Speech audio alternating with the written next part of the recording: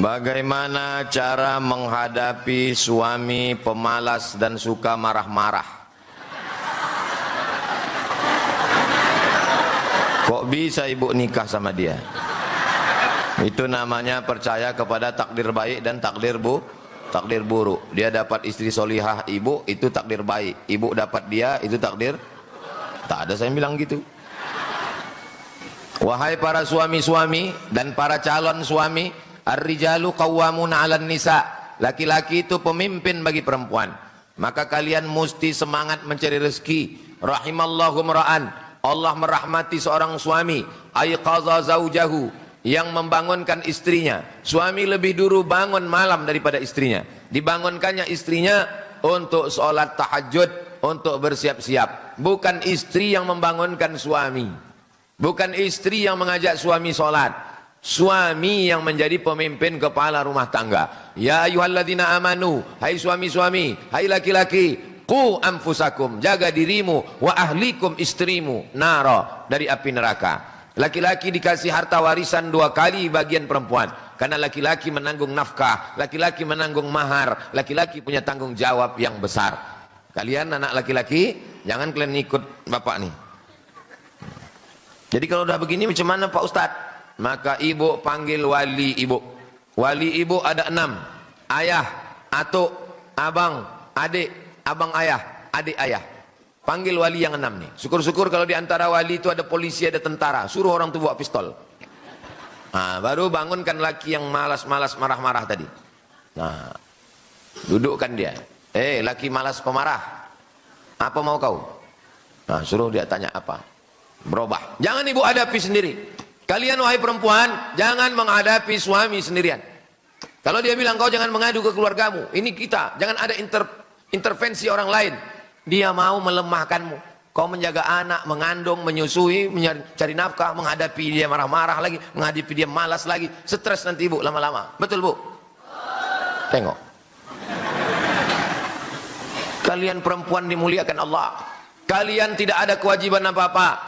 Yang memasak, yang menyiapkan makanan, yang mencucikan pakaian, itu mestinya suami kalian. Kalau dia kaya, disiapkannya pembantu untuk memasak, disiapkannya pembantu untuk mencuci. Menyusukan anak pun tidak kewajiban kalian. Di zaman Nabi, perempuan itu tidak menyusukan anak. Ada perempuan yang khusus dibayar oleh suami untuk menyusukan anak. Makanya Nabi Muhammad SAW, ibu susunya yang pertama Suwaibah al-Aslamiyah, yang kedua Halimatus Sa'diyah. Laki-laki di Indonesia bukan main beruntung luar biasa. Anaknya disusukan istrinya. Ada istrinya tak ada air susu, disusukan kambing. Suami punya tanggung jawab yang besar di hadapan Allah Subhanahu wa taala. Kullukum ra'in. Setiap kalian laki-laki adalah pemimpin. Wa kullukum mas'ulun an ra'iyati. Kalian akan diminta tanggung jawab di hadapan Allah Subhanahu wa taala. Jadi tak bisa sekedar nyanyi-nyanyi. Ini sekarang banyak kalau ngadu ke Ustadz, Ustadz, suami saya marah-marah. Ibu nyanyi aja, abang jangan marah-marah, nanti abang cepat mati. Tak bisa, mesti ada tindakan hukum. Makanya untuk menyelamatkan perempuan Indonesia dari suami yang semena-mena, selesai akad nikah, seorang istri disuruh membaca sirat ta'liq. Buka handphone, habis waktu dah. Tulis di situ sirat ta'liq. Ini perempuan ini kalau tak diingatkan dia tak tahu ini. Dulu waktu lakinya baca sirat ta'liq, dia asik berfoto aja. Kiki. Buka balik sirat ta'liq itu. Yang dibaca suamimu dulu habis akad nikah. Sirat ta'liq. Udah nampak? Sirat ta'liq nanti print, tempel di pintu kamar dia besar-besar. Nih bunyi sirat ta'liq. Kalau dia meninggal, saya meninggalkan selama 2 tahun berturut-turut. 2, tidak memberi nafkah wajib 3 bulan. Nih, malas cari nafkah. Tak ada duit, mengamuk-ngamuk. 3 bulan tak kau kasih dia nafkah, Pak. 3, menyakiti badan jasmani. 4, membiarkan, tidak memperdulikan. Ditinggalkannya kalian 2 tahun. 3 bulan tak dikasihnya nafkah. Menyakiti jasmani. Membiarkan, maka kalian perempuan pergi ke hakim. Maka hakim menjatuhkan talak 1, jatuhlah kepadanya. Ini kompilasi hukum Islam Indonesia untuk menjaga perempuan dari laki yang malas dan suka mengamuk-ngamuk tadi. Jelas laki-laki malas suka mengamuk? Bagaimana pendapat Ustadz ikut lomba, hadiahnya pakai uang pendaftaran? Kita 10 nih, 10 peserta, daftar 100.000, 100. Berapa terkumpul? Terkumpul 1 juta. Habis itu kami pun dikasih pancing, memancing ikan dalam kolam. Ikannya kenyang semua. Udahlah kenyang 1 ekor pula tuh. Dari jam 8 pagi sampai jam 8 malam, di kulum-kulumnya aja cacing tuh. Sampai akhirnya tersangkut juga. Yang dapat cuma 1 orang. Akhirnya diumumkan 8 malam. Pemenang juara pancing, Bapak Abdul Somad. Menang saya. Berapa saya dapat untung? 900.000. Karena saya bayar pendaftaran 100. Maka itu adalah judi. Duit judi. Jadi kalau mau duit pendaftaran itu untuk operasional. Untuk makan, untuk tenda, untuk sewa sound, untuk yang lain-lain. Hadiahnya pakai sponsor. Itu kalau mau keluar dari judi. Saya bukan melarang buat perayaan, silakan. Tapi jangan itu dijadikan sebagai hadiah karena terjerumus dalam judi. Jelas? Yang lalu-lalu apa boleh buat? Mudah-mudahan Allah mengampuni. Yang akan datang 17 Agustus menyambut tahun baru, Maulid Nabi, Isra Mi'raj, hadiahnya dari sponsor-sponsor. Banyak nih sponsor-sponsor ini, macam-macam. Dari keripik, dari kerupuk. Umpama ada satu yayasan atau masjid atau anak yatim atau du'afa membutuhkan dana, sementara di tempat lain orang tua kita juga membutuhkan uluran tangan. Kemana sebaiknya kita dulukan Pak Ustadz? Yang pertama, mana yang paling membutuhkan itu dulu. Yang ini lapar, tapi dia masih biasa bilang lapar. Yang ini lapar juga, tapi lapar betul, tak sampai ke ujung. Lap. Ini dulu. Karena ini parah, ini tak sampai 2 jam lagi meninggal. Nah, kalau ini masih bisa bilang, pisang Pak, pisang. Kalau dia habis angkat sini dulu. Hah? Mana yang paling membutuhkan? 2, wal jarizil qurba wal jaril junubi. Yang ini jar tetangga, kurba dan kerabat. Tetangga sekaligus kerabat. Yang ini tetangga saja, tidak kerabat. Yang ini dulu kan, tetangga dengan kerabat. As-sadaqatu 'alal fuqara shadaqah. Was-sadaqatu 'alal qurba shadaqatun wasilah. Sedekah untuk orang miskin nilainya cuma 1, sedekah. Tapi sedekah kepada kerabat yang miskin nilainya 2, sedekah dan silaturahim. Tapi biasanya orang kalau ada keluarga, ada orang lain, siapa duluan ditolongnya? Keluarga apa orang lain? Orang lain. Kenapa orang lebih mau membantu orang lain? Karena kalau membantu orang lain itu nama harum semerbak. Bapak itu baik. Tapi kalau keluarga dikasih 10.000 lah. Maka ini ada skala prioritas. Tinggal di Pekanbaru, kampung di jauh di mata. Ada kawan yang susah, ada fakir miskin, pakai skala prioritas. Duit berapa? 100.000. Yang ini 30.000, yang ini 50.000, yang ini 20.000. Semuanya dapat insya Allah. Rezeki dari Allah, Allah akan ganti. Wa ma tunfiqu min khairin ya'lamullah. Apapun yang kau kasih, Allah tahu. Wa ma tunfiqu min khairin yuwaffa ilaikum. Yang kau berikan untuk agama Allah, saudaramu, Allah akan ganti insya Allah. Apa doa Nabi? Apa doa malaikat untuk orang yang bersedekah? Allahumma ati munfiqan khalafa. Orang yang bersedekah kasihlah dia ganti ya Allah. Orang yang pelit Pak Ustadz didoakan malaikat juga. Apa kata malaikat? Allahumma ati mumsikan talafa. Orang yang pelit binasakanlah dia ya Allah. Hati-hati. Yang pelit-pelit nanti balik dari sini, pertama selop hilang. Habis itu helm hilang. Habis itu lama-lama laki hilang. Assalamualaikum warahmatullahi wabarakatuh Pak Ustadz. Waalaikumsalam warahmatullahi wabarakatuh. Di mana letaknya ilmu? Ada yang membilang di sini, ada yang bilang di sini. Ikhtilaf mereka. Katanya di sini. Dalil yang mengatakan di sini, afala ta'qilun, afala yatadabbaruna al-Quran, am ala qulubin aqfaluha. Kenapa mereka tidak memikirkan Quran? Apakah hatinya terkunci? Kalau begitu berpikir itu di sini. Kalau satu lagi enggak, berpikir itu di sini kata dia. Maka dua-duanya betul. Karena berawal darah itu dari sini, menyembur naik ke sini. Dari otak ini baru turun ke mata, dari otak turun ke telinga, dari otak turun ke tangan, dari otak turun ke kaki. Maka kalau bermasalah di otak, masalah yang lain. Apa namanya? Stroke ringan. Orang kalau sudah stroke, kena yang lain. Mudah-mudahan kita sehat walafiat. Dari jantung naik ke otak. Otak berpikir, otak memerintahkan mata. Kata otak, tengok itu, ada anak gadis lewat. Kalau otak itu jahat, kalau otak itu baik, jangan. Di mana letak ilmu? Dari sini naik ke sini. Kenapa kita kadang-kadang lupa dan kadang-kadang ingat? Faktor umur. Faktor umur. Saya dulu waktu baru pulang dari Mesir, saya kumpulkan pertanyaan jamaah itu. Waktu pulang dari Maroko kalau pengajian, kumpulkan. Habis tanya, baru saya jawab. 1, 2, 3. Sekarang, nama orang pun payah ingat. Kenapa? Faktor umur. Tak bisa dilawan. Yang kedua, maksiat. Syakautu ila waqi'in su'a hifzi. Aku melapor kepada guruku Imam Waqi', hafalanku rusak. Fa arsyadani ila tarkil ma'asi. Kata guruku, tinggalkan perbuatan maksiat. Li'annal ilma nurun. Karena ilmu ini cahaya. Wa nurullahi la yuhda lil 'asi. Cahaya tidak diberikan Allah kepada pelaku maksiat.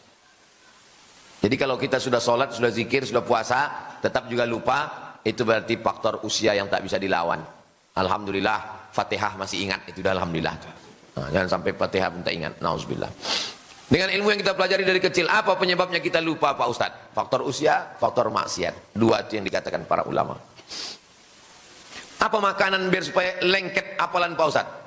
Banyak-banyak makan tepung sagu. Lengket dia kan? Apa hukum KB bagi ibu-ibu yang tidak ingin punya anak karena takut tak bisa membiayai pendidikan di tempat yang baik, pondok pesantren misalnya, atau takut tak bisa mendidiknya menjadi anak yang soleh-solehah yang nantinya malah akan menyeretnya ke neraka, atau karena suami sifatnya cuek menjadi penjudi online, narkoba, sehingga istri malas memiliki, menambah tak mau punya anak. Ini bertanya apa curhat? Sudah cukup membesarkan anak yang ada sehingga dengan KB sampai menopause. Bagaimana hukumnya Pak Ustaz? Tazawwajul walud al-wadud. Nikahilah perempuan yang subur, yang banyak anak dan penyayang. Itu artinya disuruh cari istri yang subur supaya banyak anak. Kalian yang belum nikah, yang udah tak usah senyum-senyum lagi. Yang belum nikah, kalian cari perempuan yang subur. Dari mana kita tahu dia subur? Mana boleh dites duluan? Makanya waktu kenalan tanya, "Dek, mak kau berapa anaknya?" "Mak aku anaknya 12 bang." "Gua banget nih." Gitu. Cari perempuan yang subur. Kenapa? "Inni mukatsirum bikumul umam." Aku, kata Nabi, Nabi yang paling bangga pada hari kiamat karena umatku paling banyak. Saya doakan bapak-bapak punya anak 12 semua. Amin. Kenapa takut kalian? Dulu dikatakan orang Indonesia tak boleh banyak punya anak, cukup 2 saja. Waktu zaman saya sekolah dulu, aliyah, saya taman aliyah 96. Waktu itu sedang heboh-hebohnya BKKBN, program cukup 2 anak. Ada duit limper, ingat duit limper, 5 perak, gambarnya ibu, anak 2 sama bapak. Apa katanya? Tak boleh punya anak. Sekarang kita ketakutan sama orang Tiongkok mau datang. Kenapa? Karena mereka penduduknya, India sekarang penduduknya 1,4 miliar. Cina sekarang penduduknya lebih 1 miliar. Indonesia tak sampai 300 juta. Sementara tanah kita luas, bumi kita penuh, minyaknya banyak. Kita kekurangan warga negara sekarang. Kalian cepat nikah. Kalau bisa 1, 2, 3, 4. Siap? Kalian mesti punya anak banyak-banyak. Umat Islam mesti kuat sebab kita menghadapi tantangan yang luar biasa. Jelas? Adapun hukum KB terbagi 2. Yang pertama, tanzimun nasal, mengatur kelahiran. 3 tahun, 3 tahun, 3 tahun. Yang kedua, tahdidun nasal, membatasi kelahiran. KB 2 jenis. Yang tahdid, misalnya laki-laki vasektomi, dipotong kabel itu, akhirnya dia tak bisa lagi, senapan angin itu meletus, cuman senapan itu hidup, cuman tak berpeluru dia lagi. Nah, vasektomi hukumnya haram. Kenapa? Karena dia memutus keturunan. Tak boleh dalam Islam memutus keturunan. Kalau perempuan yang putus tak punya anak lagi, itu namanya steril. Kalau perempuan sudah di steril, dia tak punya anak lagi. Haram hukumnya steril. Kecuali 1, perempuan yang melahirkan anak melalui sesar. 1, 2, 3. Kata dokter tak boleh lagi ibu, karena ibu udah sesar. Kalau ibu melahirkan lagi, perut ibu terbuka tak tertutup-tutup lagi. Pilihannya 2, antara mati atau steril. Maka boleh steril dalam keadaan darurat tingkat tinggi. Atau dia kena penyakit diabetes akut, gulanya tinggi. Kata dokter, ibu tak boleh hamil, karena kalau ibu hamil gula ibu makin naik, pas melahirkan ibu bisa mati. Ditanya suaminya, Pak gimana ibu ini kalau mati? Ya nggak apa-apa, kata suaminya. Ibu tak boleh hamil, karena kalau ibu hamil nanti mati. Mimdate mata ya bawati. Tak boleh. Vasektomi laki-laki haram tanpa sebab. Perempuan kalau dia steril tak boleh tanpa sebab. Yang boleh itu adalah tanzimun nasal, pengaturan. 3 tahun, 3 tahun, 3 tahun. Tapi alat-alatnya itu ada yang memudaratkan. Ibu makan pil, ibu disuntik, akhirnya mohon maaf, siklus menstruasi tak teratur. Darahnya tertahan di dalam. Darah kotor itu mesti dibuang tiap bulan. Karena disuntik, karena dimakan, tertahan dia di dalam. Berubah menjadi kanker, menggumpal di dalam. Kanker macam-macam, akhirnya ibu mati gara-gara bapak yang tidak bertanggung jawab, mau enaknya saja, memang laki setan. Jelas? Kertas yang terakhir, perkenalkan Pak Ustadz, nama saya sensor tak boleh sebut. Kaitannya dengan perkataan Imam Malik, beliau pernah bertanya kepada seorang pemuda Quraisy, ta'allam al-adab qabla an tata'allam al-ilm. Beliau belajar adab 16 tahun, belajar ilmu 4 tahun. Pertanyaan saya, kenapa belajar adab jauh lebih lama dibandingkan belajar ilmu? Adakah kitab khusus membahas kaitannya dengan adab? Misal kita belajar wudhu, kemudian ada kitab membahas tentang adab. Dan wudhu, kita belajar fikih sholat, kemudian ada membahas adab. Kitab adab yang paling hebat di dunia adalah kitab Ihya Ulumuddin, 4 jilid. Imam Abu Hamid Al-Ghazali meninggal tahun 505 Hijrah. Tak ada kitab adab yang lebih hebat lagi daripada itu.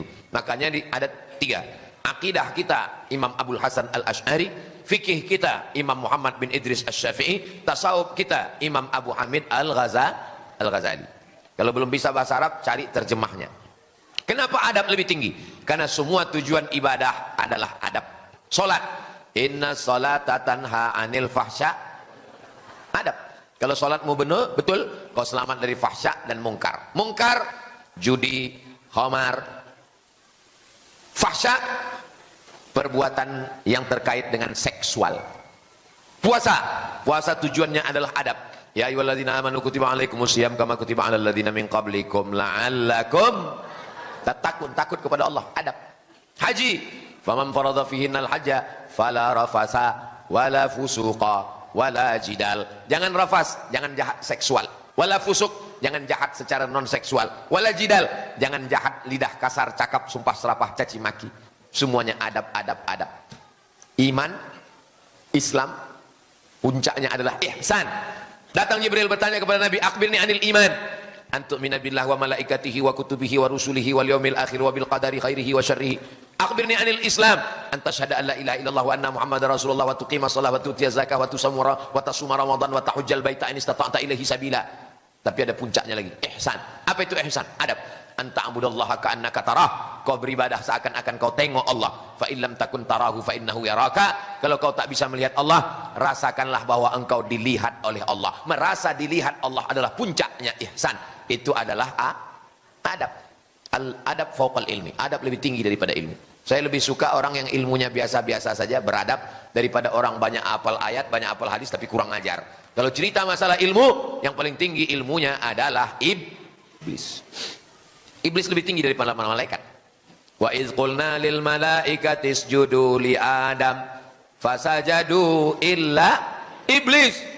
Iblis itu selevel dengan malaikat. Malaikat pun berguru kepada dia saking tingginya. Tapi ketika disuruh bersujud pada Adam, melawan Allah, kena di pasal adab. Iblis tidak pernah syirik. Mana ada pernah cerita iblis syirik? Siapa yang mau menggoda iblis? Iblis digoda setan. Mana mempan? Anak buah dia semua. Iblis itu kena pasalnya di adab. Melawan perintah Allah, tak mau bersujud kepada Adam. Ditanya Allah, ma mana'aka alla tasjuda li Adam iz amartuk? Kenapa kau tak mau sujud kepada Adam? Apa kata iblis? Khalaqtani min nar, aku kau ciptakan dari api. Wa khalaqtahu min tin, dia dari tanah. Ana khairum minhu, I am better than him. Aku lebih mulia daripada dia. Kenanya di adab. Jadi kalau ada orang ilmunya banyak, lalu dia katakan aku lebih mulia dari dia, berarti dia titisan iblis. Mudah-mudahan kita semuanya berilmu dan beradab insyaallah. Anak-anak kita semuanya baik akidahnya, baik ibadahnya, baik akhlaknya insyaallah. Suami-suami yang tadi yang malas-malas, yang marah-marah, insyaallah berubah menjadi suami yang soleh-soleh semua. Suami yang sholatnya di masjid, suami yang soleh. Suami yang sholatnya di rumah, suami solehah. Ala hadhihi niyyah, untuk niat yang baik-baik. Al-Fatihah. A'udzubillahi minasyaitonirrajim. Bismillahirrahmanirrahim. Alhamdulillahirabbil alamin. Arrahmanirrahim. Maliki yaumiddin. Iyyaka na'budu wa iyyaka nasta'in. Ihdinas siratal mustaqim, siratal ladzina an'amta 'alaihim ghairil maghdubi 'alaihim waladdallin. Amin. Allahumma shalli ala sayyidina Muhammad wa ala ali sayyidina Muhammad. Assalamualaikum ya Rasulullah. Allahumma ja'alna min mu'ammiri masajidik. Jadikan kami orang yang memakmurkan masjidmu dengan salat berjamaah. Allahumma ja'alna muqimas salah. Jadikan kami orang yang menegakkan salat. Wa min dzurriyyatina, sampai kepada anak cucu kami. Rabbana wa taqabbal du'a. Terima doa kami ya Allah. Rabbana hab lana min azwajina wa dzurriyyatina qurrata a'yun.